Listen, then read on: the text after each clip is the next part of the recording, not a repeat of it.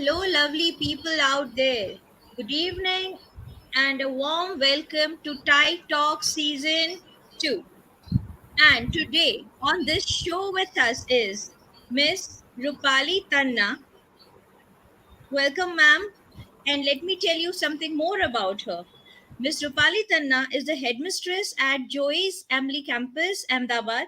She has been associated with pre primary education past 2 decades. That's a huge time. And also a member of Early Childhood Association. And today, she is here to share with us her experience and her knowledge on the topic differentiated instructions. Welcome, ma'am, and over to you.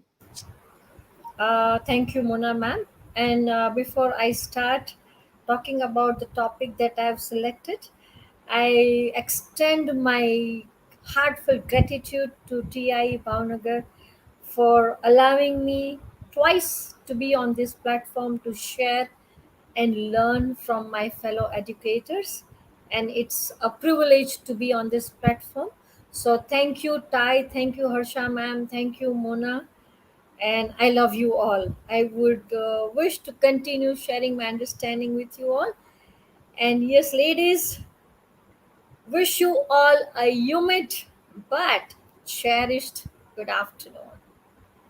Get set to get some more insight on the topic for the day, differentiated instructions. Okay, just take an example, right?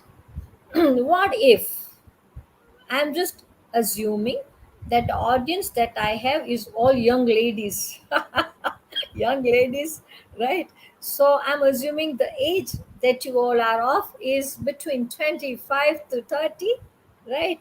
And what if I would give you one size of an outfit to wear? How you all would feel? You are free to give your answers in your chat box. Please do that. If I'll give you one size outfit to wear, all of you, what would happen? Right? Can I get to see the comments? Right? Yes. Any answers that I can get from you all? You can type your answers in chat box. Ah, what would happen? Yes. What would happen? How would you feel? All of you. Would you be comfortable to move around? Would you feel comfortable in your skin and move around if only one size is given to each one of you to wear? Not comfortable. Yes, doesn't fit all. Yes. Okay, so the entire approach of differentiated instruction is based on this analogy of one size does not fit all. It does not fit at all. So, like how we all vary in our physical features as far as the size is concerned, similarly, the same rule applies to our mental abilities and capacities. So, how does it work when we just stick to one set of approach or instructions to reach across to all our students? When we say that each student, each child is a unique child, right? And how do we expect them to be comfortable with only one set of instructions? Not possible, right? So, this is where the differentiated instructions come in place. So, whenever, like a small child, we all as an educator should be curious whenever we do anything with our group of learners, that why do we do that, the relevance, how do we do it, and what do we do. So let us start with the why of differentiated instructions. And like I said, that one size does not fit all. So this analogy is good enough to determine the significance of differentiated instructions. When we walk into our classrooms, we get a group of students who is unique in their readiness, in their ability, and in the amount of potential they have, right? They all vary, they all are unique. And again, There are some who are ahead of certain skill sets, so they are our rock stars. We call them rock stars. Then there are some who are just there at that basic required skill set, so they are our stars. Then there are some children, a group of learner who is a little behind certain skill set, and we would call them angels. Let us be respectful for our learners, because end of the day, the motto of education is just not pouring of the knowledge, but to reach across to them as a human being and touch their heart and mind. So I would always put heart first and then mind in the second place, because if I manage to reach to their heart, I'm surely going to make my way to the minds also. So we all must be aware that there are three learning styles. So let's be very clear when we talk about different type of learners and different type of learning styles, right? So when I talk about learning styles, there are three different learning styles. One is visual learner, second is a auditory learner, and third is a kinesthetic learner. So when we talk about visual learner, they are the learners who need to see images. They need to see the names everywhere. They look for the pictures of the thing that we are talking about. Second is auditory learners. They need to hear the name of the things. They need to hear different type of sounds to have them to connect to the concept that you are taking with them. And the third is a kinesthetic learner, which needs to move around, which needs to move their body. They need space to learn about the concept. So these are three different learning styles. Now let us talk about the three different type of learners. So like I said, there will be some who will be there with a basic certain skill sets. They are our stars. Then there are some who are ahead of that basic skill set. They are capable enough to take ahead with ease. So for them, we will keep the word rock stars. And there are some who are very close to my heart always. They are angels. They are a little bit below basic skill set. So now, the fundamental task or a challenge for an educator is to reach across to all three different learning styles, three different type of learners, and make learning very enjoyable and meaningful. Right? It's not only the task of providing them with the information. No, then we haven't done anything, because they are already aware of something about that concept, right? So which we call background academic knowledge.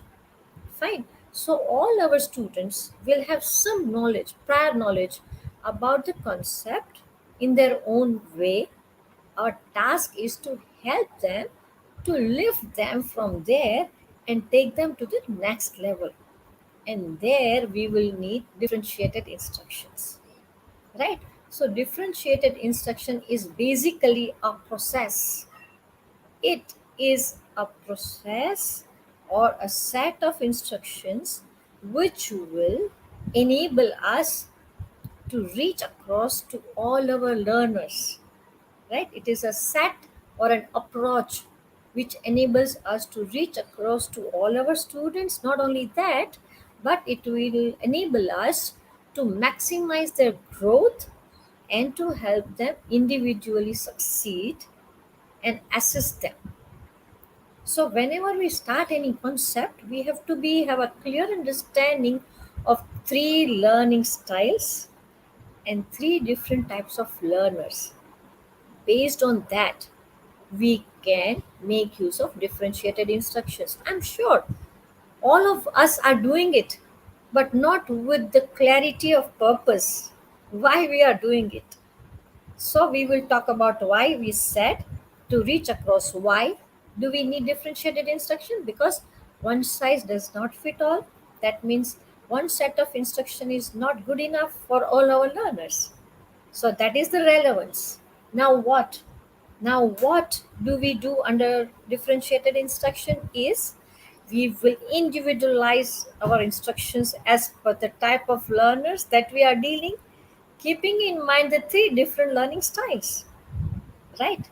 And the third is we are going to make sure that all our learners, wherever they are, whichever level they are going to move ahead gradually without any stress, right? So differentiated instruction is a set of instruction that enables us to reach to individual learners to maximize their individual growth, progress, success, whatever you call it. Now how do we do it? So we start with the content. What are we going to help them to understand? So what a student needs to learn. So we can differentiate instructions with our content. Then, then we move ahead. Then the process. How do we do it with them? Right? It's not that there is only one fixed set of method or approach to teach them any concept or to do the reinforcement. There are plenty.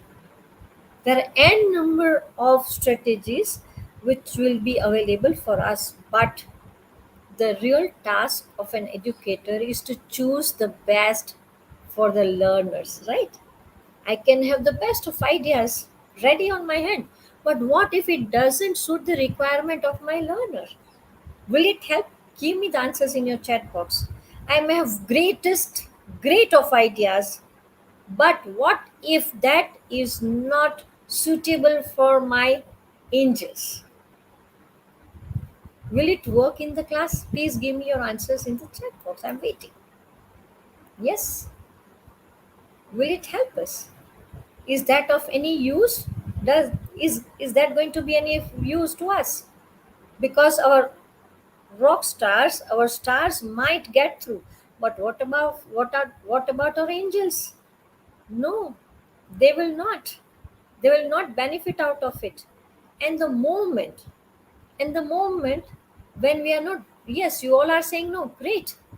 So you are getting it, what I'm saying, right? Okay. So when we give any set of instructions, we have to design it or convey it in such a manner that all our learners, rock stars, stars, and angels, at least they comprehend and they know that what they are supposed to do. Now, that is the process. The content, we never change the topic. We will not change the concept, right? For example, if I'm going to do the shapes, I will not change my concept. I will stick.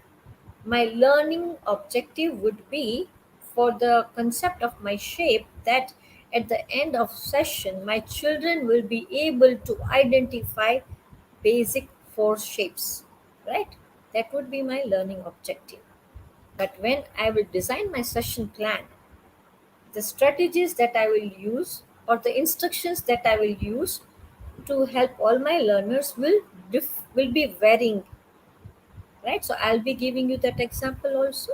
Now, after the concept is done, I would again go back and make sure to assess that how much my each student has taken that concept, have understood it.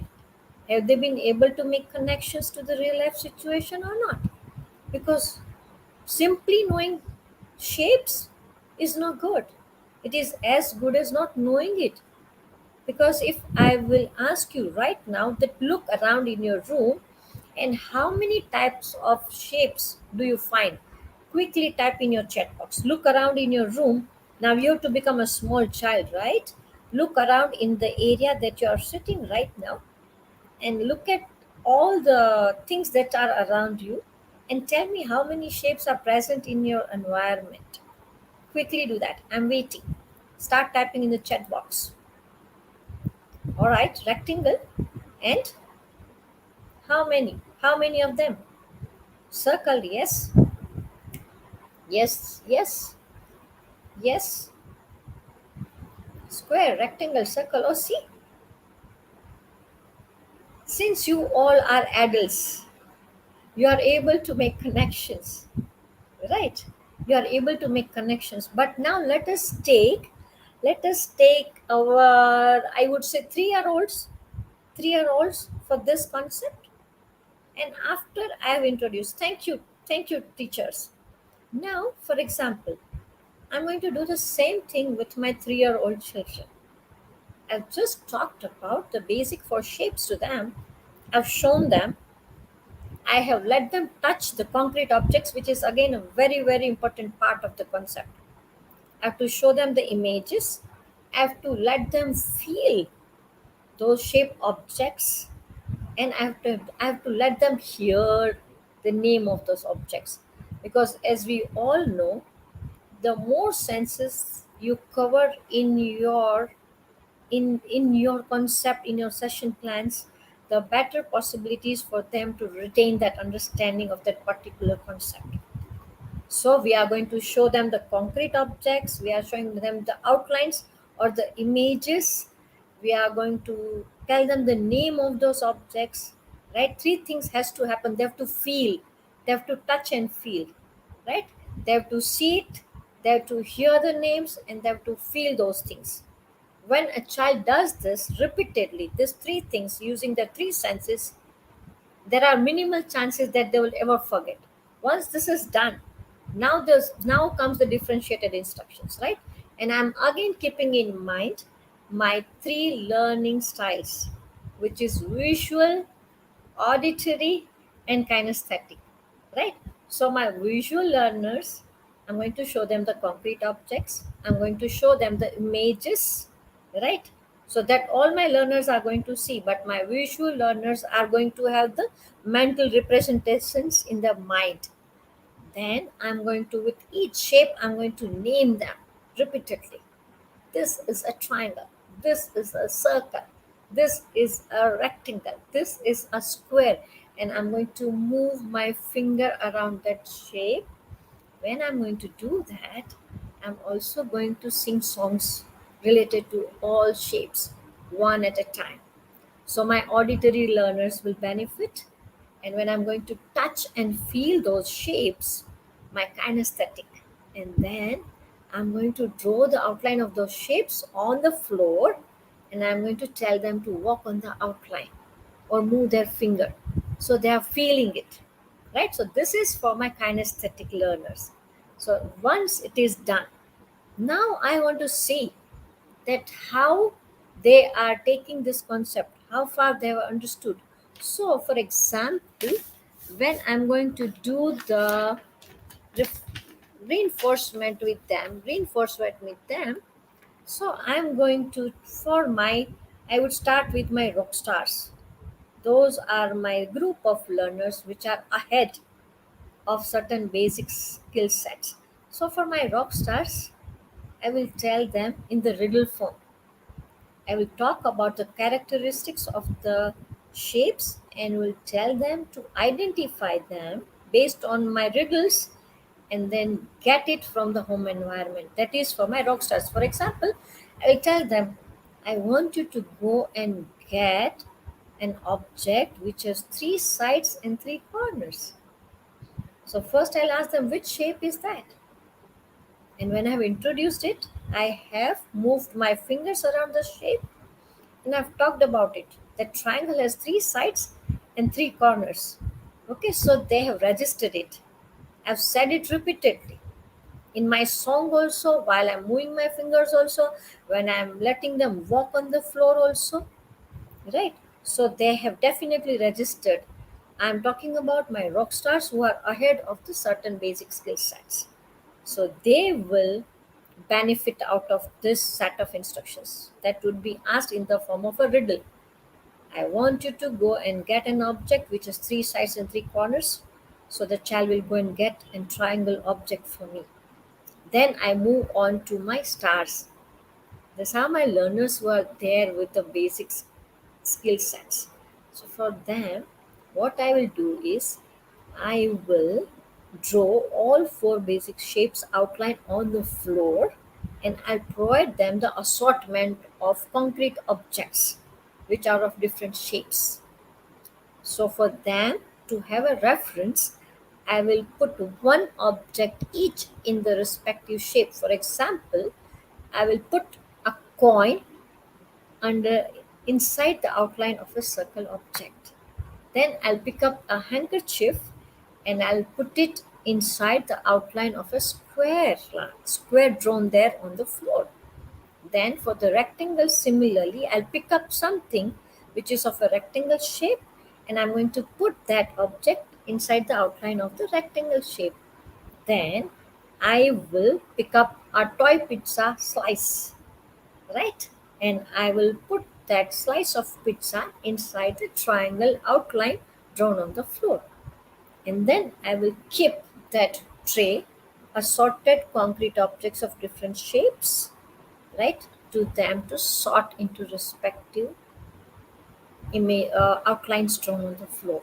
So that is for my stars, average learners. And for my angels, what I will do is, again I will take one shape at a time, and I will show them circle, and probably I would draw it at the back for them to feel more, and then I will put only the objects four at a time for them not to get confused. I'll tell them while I'm saying I'm moving my finger around the shape, and you tell me which object goes round and round. Move your finger, and the child, my angel, would be able to give me that particular object. And then I will have another set of objects ready on the floor for them to match. So a first child identifies, and then I will tell them where would you match it with. One set of objects is lying on the floor, and the other set of objects are kept in a tub or a tray where they have to feel with me. So this will be for my angels. So end of the session, all my learners will be able to have some understanding about the shapes. So this is what you call differentiated instructions. Now differentiated instructions is also something, when you say differentiated instructions means a teacher has succeeded in reaching across to all her learners, all the three types of learners, having all three types of learning styles, and they are able to make connections. Then I'll ask them to apply it to real life context. Leaving there with that understanding is not going to be sufficient for them, but equally the opportunities should be provided for them to make connections to the real life context. Then only a child is going to have that understanding forever with him or her. So we are going to talk about the differentiated instructions. We will do quick recap of what we talked about. Always remember, one size does not fit all. We have three different learning styles, three different type of learners, and we want all of them to enjoy, to make a progress, to succeed, and to be happy and confident at the end, which is equally important. Because if a child is not happy, or if a child does not enjoy, he is less likely to remember what he or she learned. So please pay close attention to whether your instructions or your session is really engaging, is really fulfilling, is really fun filled for the preschooler, because for adult we need to give them more of hands on. Similarly, for the young learners, we need to make it more fun filled. Sing with them, dance with them, move around, and be as excited, as enthusiastic as if you are learning for the first time. Very important. for a preschool educator to be as excited and as enthusiastic and as happy as a learner would be all the times. Maybe you are doing it for 1,000 times and you will be doing it, right? But that doesn't matter. What matters most is your excitement and your readiness. So the more excited you are, the more excitement will generate around you. So we are going to take in consideration the readiness, the interest level, and the willingness also. So your set of instructions, if you tailor it, if you individualize it as per the unique requirement of each child, you are 1,000% sure to reach across and make that learning or that experience very engaging and meaningful for them, very relevant also, right? So this is what differentiated instruction is all about. I'm sure you all are all aware about multiple intelligence also, right? So this all are, we may feel jargons, right? We all have been doing it also, but probably we do not realize the value of it. We do not realize the value of it. Okay, so please keep these fundamental aspects in mind when you enter the classroom. Don't forget that your learners are looking up to you all the time. So you need to be very sensitive, very much aware about their capacities, their potential, their readiness, their interests, and their mood swings. Particularly now that we all are online, we have to be all the more reason to be careful because we are not physically with them. So there are a lot of restrictions and limitations if we think about it. But if we think positively, we have so many resources on our hand, right? Which we can make use of. So start making use of it. Be active, be resourceful. Yes, and of course, be sensitive when you deal with young children and make use of differentiated instructions with a clear understanding and purpose and the relevance of it. So, if you have any questions, feel free to ask me. Right? There can be many examples about differentiated instructions, but not to make it complicated for you, I've tried to put it in a very simple manner to you. I hope I've been able to reach across to you because for me, you all are my learners right now. So please let me know whether does it make sense to you or not. And if you have any query, any doubt, any questions, feel free to ask. Thank you. Oh my God, ma'am. I would say that your rock stars, stars and angels are super lucky to have you as an educator. Thank you. And in fact, I am jealous of them, to be very honest. So, ma'am, really love the way you explained the concept of approaching each child differently and with respect to the child's uniqueness. And for an educator, before getting into the class and into the books, I feel it is more about connecting with the child. So, my top takeaways for today are: as an educator, be enthusiastic as a first time learner, and touch the heart and you will reach the mind. Superb, ma'am. Thank you so much. Thank you for being with us on TIE. Thank you. Anytime. Anytime, Mona ma'am. And I would again